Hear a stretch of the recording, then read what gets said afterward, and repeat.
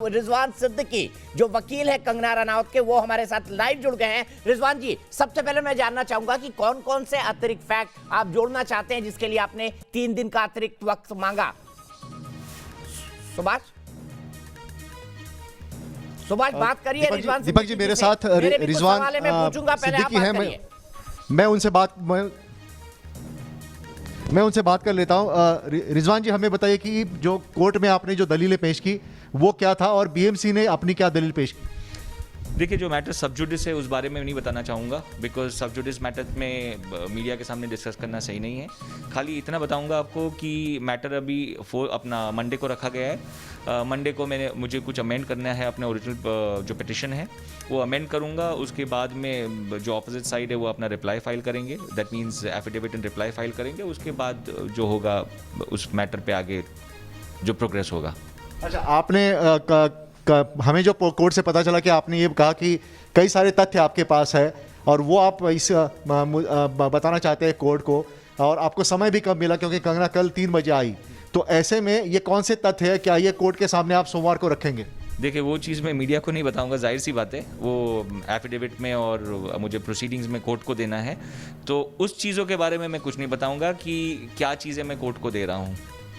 लेकिन क्या बीएमसी को कोर्ट ने बोला है कि वो अगले फ्राइडे को, अगले शुक्रवार को अपना रिप्लाई फाइल करे, जो आप तथ्य वहाँ पे बताएंगे? मेरा पिटिशन जब अमेंड होके फाइल होगा, जब उसके बाद में उनको कॉपी सर्व हो जाएंगे तो उन लोग उसका रिप्लाई फाइल करेंगे बाय फ्राइडे। अच्छा, लेकिन इसके बाद सुनवाई कब होगी? दोनों की दलीलें कब होगी? अभी सुनवाई डिपेंड करता है प्रोग्रेस के ऊपर कि कैसे मैटर प्रोग्रेस होता है। अगर उन लोग ने लास्ट मिनट पे सर्व किया तो हो सकता है कि सुनवाई उस टाइम पे नहीं हो, फ्राइडे को, उसके बाद हो, या हो सकता है कि उस दिन भी होगा अगर हमको वो पहले से सर्व कर दें। It depends on that. जिस तरह से कल सिंपैथेटिक थे जज कंगना के प्रति, क्या आज जज का रुख क्या था? देखिए, जजेस सिंपैथेटिक थे ये मैं नहीं बोलूँगा। जजेस फॉलो प्रोसेस ऑफ लॉ और जजेस को भी समझ में आ जाता है कि मैटर में क्या है। तो जज के बिहाफ पे, मैं उनका स्पोक्स पर्सन नहीं हूँ, मैं जज के बिहाफ पे कुछ नहीं बोलूँगा। खाली ये बोलूँगा कि जस्टिस प्रिवेल्ड एंड जाहिर सी बात है काफ़ी कुछ ऑब्जर्वेशन में आया है उनके ऑर्डर में, तो ऑर्डर खुद ही सेल्फ एक्सप्लेनेटरी है। मैं उस बारे में क्या बताऊँ आपको? आप खुद ही ऑर्डर पढ़ लीजिए, आपको मालूम पड़ जाएगा। लेकिन बीएमसी का रुख आज के सुनवाई के दौरान क्या था? बीएमसी का रुख, उन्होंने तो रिप्लाई फाइल किया है। अब आज तो कुछ है नहीं, उनको आर्ग्यूमेंट तो था नहीं आज तो। मेन उन्होंने फाइल किया है और आज 2 सीनियर काउंसिल्स थे उनकी तरफ से, और कुछ हुआ नहीं उसमें अभी आगे। तो सुभाष, मेरा भी एक सवाल है। तो आपने सुना सुभाष, मेरा भी एक सवाल बताइए। कल न्यूज नेशन ने यह मुद्दा उठाया कि 2019 में हाई कोर्ट के ऑर्डर के बाद भी दाऊद इब्राहिम की भिंडी बाजार का जो मुसाफिर खाना है उसको नहीं गिराया गया, बल्कि कंगना के घर को आनन फानन में गिरा दिया गया।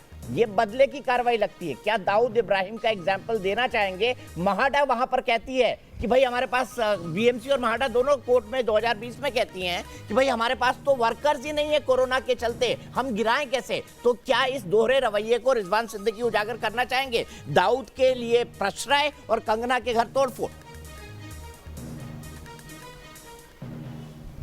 देखिए, दीपक चौरसिया पूछ रहे कि कंगना रनौत, इनका जो कार्यालय है वो महज 24 घंटे की नोटिस में तोड़ा गया, लेकिन जो हाजी इस्माइल मुसाफिर खाना जो दाऊद का जहाँ पे लास्ट पता था, वो कोर्ट ने कहने के बावजूद भी नहीं तोड़ा गया। क्या ये दोगलापन आप मानते हैं इसको? देखिए, पॉलिटिकल क्वेश्चंस में मैं नहीं घुसना चाहूँगा, या ये कंट्रोवर्शियल क्वेश्चंस में नहीं घुसना चाहूँगा। मैं खाली मेरे क्लाइंट के राइट्स प्रोटेक्ट करना चाहता हूँ। मैं लॉ पॉइंट पे बात करूँगा। मेरे क्लाइंट के साथ अन्याय हुआ है, जाहिर सी बात है कि पोजीशन मिसयूज़ हुआ था, अब्यूज़ हुआ था। आप ऑर्डर में भी आपने देखा है, और उसी पॉइंट्स पे, उसी मुद्दों पे मैं लड़ूंगा जज में, जो अपना कोर्ट में, and I am confident that justice will prevail, जैसे मैं आपको बताया पहले भी। लेकिन क्या आप मानते हैं कि जो हाई कोर्ट का जो ऑर्डर है वो उसका पालन होना चाहिए था किसी भी केस में, जिस केस में हम बात कर रहे हैं उसी भी केस में पालन होना चाहिए था? देखिए, सुप्रीम कोर्ट के भी ऑर्डर्स है इस चीज़ को लेके कि कौन सा प्रोसीजर फॉलो होना चाहिए म्यूनिसिपल का, और किस तरीके से उनको अपनी ड्यूटीज़ निभानी चाहिए। अगर उनको कोई ऑर्डर भी फॉलो करना है, मतलब कोई प्रोसीजर ऑफ लॉ भी फॉलो करना है म्यूनिसिपल डिपार्टमेंट के अथॉरिटीज़ को, तो किस तरीके से किया जाना चाहिए वो भी दिया गया है। लाइमोले का गाइडलाइंस डिवीजन बेंच है सुप्रीम कोर्ट का, सुप्रीम कोर्ट ने बताया है। और काफ़ी कुछ निकलेगा, आप देखेंगे जब आगे बढ़ेगा केस। सुभाष, मेरा एक छोटा सा आखिरी सवाल उम्मीद जता रहे रिजवान सिद्दीकी आखिरी काफी सवाल कुछ है निकलेगा छोटा सा, दीपक जी। कि रिजवान सिद्दीकी के मुताबिक बीएमसी ने किन किन रूल्स का वायलेशन किया है? कल कंगना के घर पे जो बदले की कार्रवाई हुई उसमें किन किन रूल का वायलेशन किया है बीएमसी ने रिजवान सिद्दीकी के मुताबिक कंगना के ऊपर कार्रवाई में? एक दीपक जी पूछ रहे हैं कि किन किन नियमों का उल्लंघन मुंबई म्युनिसिपल कॉर्पोरेशन ने कल कंगना रनौत इनके कार्यालय को तोड़ते वक्त किया है। देखिए, अगर आप मुझे पूरा केस के डिटेल्स पूछ रहे हैं तो वो मैं नहीं दूंगा आपको, कौन से प्रोविजंस और क्या। मैं एक सिंपल मैं आपको बताता हूँ। सुप्रीम कोर्ट का जजमेंट है डिवीजन बेंच का, और उसमें क्लियरली लिखा हुआ है कि बॉम्बे म्युनिसिपल कॉर्पोरेशन का ही केस है। उसमें बताया गया था कि 24 घंटे के जो नोटिस पे आप आते हो तोड़ने के लिए, ये नहीं होना चाहिए, वो क्लियरली लिखा हुआ है उसमें। तो उसी बेस पे अपना केस आधारित है। और दूसरा चीज़ जो फॉल्सिटीज़ पे उन्होंने फाइल किया था, जो ऑफकोर्स कोर्ट में है, तो अभी मैटर सब जुडिस है, मैं उस बारे में भी नहीं बताऊंगा, बट मैंने कोर्ट में ये पक्ष रखा है कि जो नोटिस जो हमको इशू किया गया था, स्टॉप वर्क नोटिस, वहाँ पे कोई काम ही नहीं हो रहा था और हमारा घर का काम ख़त्म हुए काफ़ी अरसा हो गया था, वो भी चीज़ है। अब ये सब चीज़ें आएंगी कोर्ट के सामने और उसके बाद में देखेंगे आगे कैसे होगी कार्रवाई। But I am quite confident कि justice will prevail, I keep repeating that. और I mean fortunately we have enough evidence also इस सब चीज़ों के लिए। हरजाना मांगेंगे? रिजवान सिद्दीकी कह रहे हैं कि उनके पास हरजाना सबूत मांगेंगे? है और वो कोर्ट में पेश करें। हरजाना मांगेंगे? क्या हरजाना मांगेंगे आप? देखिए, काफ़ी कुछ चीज़ें होंगी, खाली हरजाना नहीं होगा, बट उसके साथ में क्रिमिनल प्रोसीडिंग्स भी होगी, क्योंकि अगर एक government servant procedure of law नहीं फॉलो करता है तो उसके अगेंस्ट में कानूनी कार्रवाई कर सकता हूँ, even under the criminal law. तो सेक्शन 166 है, वो सेक्शंस आपको मैं बता सकता हूँ। By a public I mean punishment for a public servant who is not following a procedure of law. उसके अलावा क्रिमिनल ट्रेसपास का भी केस बनता है, बिकॉज वो लोग ने दादागिरी और गुंडागर्दी करके घर में घुसे थे मेरे क्लाइंट के गैरहाजिरी में, धमका के, और भी बहुत सारे फॉल्सिटीज़ हैं जो आपको दिखेंगे एक एक करके बाहर निकलने वाली हैं। मनीष मल्होत्रा, इनको 7 दिन की मोहलत दे दी गई और आपके क्लाइंट को सिर्फ 24 घंटे की मोहलत पे तोड़ दिया गया, इसके बारे में क्या कहें? देखिए, मैं किसी और के बारे में नहीं बोलूँगा क्योंकि सही नहीं है किसी और के बारे में बोलने का। मैं खाली अपने क्लाइंट के बारे में बोलूँगा।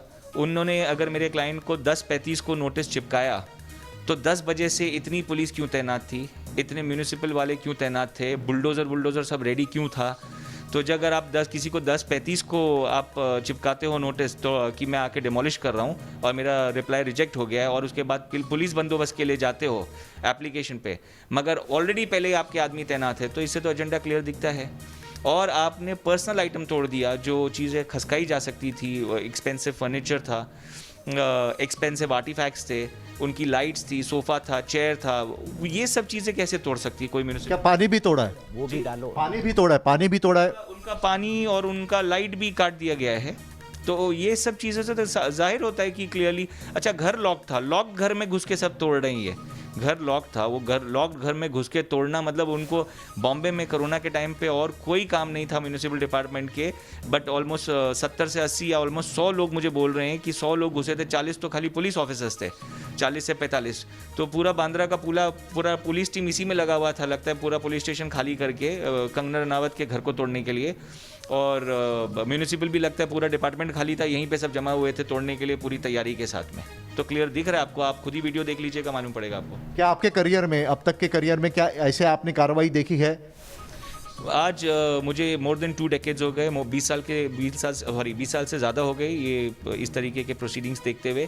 मैंने कभी नहीं देखा कहीं पे भी किसी का इंडिविजुअल बंगलो तोड़ने के लिए इतनी बड़ी टीम आई हो। ये तो लग रहा था कोई मिलिट्री अफेयर लग रहा था मुझे कि भाई किसी को पकड़ने के लिए आ रहे हैं लोग, इस तरीके से लग रहा था ये। अच्छा, लेकिन आप ये जो जिस तरह के उन्होंने नियमों का उल्लंघन करने की बात कही जा रही है बीएमसी की तरफ से, तो मुंबई में तो ऐसे कई सारे घर हैं, तो उन पर कार्रवाई नहीं होती, सिर्फ कंगना रनौत इनको ही सिलेक्टिवली क्यों किया जा रहा है? देखिए, दूसरों को नहीं कर रहे हैं, इनको कर रहे हैं। अभी इस पे बहस तो चलती रहेगी क्योंकि लोग बोलते रहेंगे। मैं खाली एक बात पे बात करूंगा आपको कि जो कंगना के साथ किया, इससे क्लियरली जाहिर होता है कि मैलिफाइड इंटेंशन और अल्टीरियर मोटिव्स जो ऑर्डर में भी आया हुआ है, और प्रोसीजर ऑफ लॉ नहीं फॉलो हुआ है, वो भी दिख रहा है। प्रोसीजर ऑफ लॉ नहीं फॉलो हुआ है, वो आप लोगों को आगे केस में भी दिखेगा, मैं उस पर भी थोड़ा आर्ग्यूमेंट चलने वाला है हमारा। और अभी मैटर सब जुडिस है तो मैं बहुत ज़्यादा बात नहीं करना चाहूँगा उस बारे में over confidently, but I mean personally speaking I am super confident कि विल गेट जस्टिस। तो दीपक जी, आप सुन रहे हैं कि रिजवान सिद्दीकी कह रहे हैं कि वो कॉन्फिडेंट है कि उनको न्याय मिलेगा ज़रूर।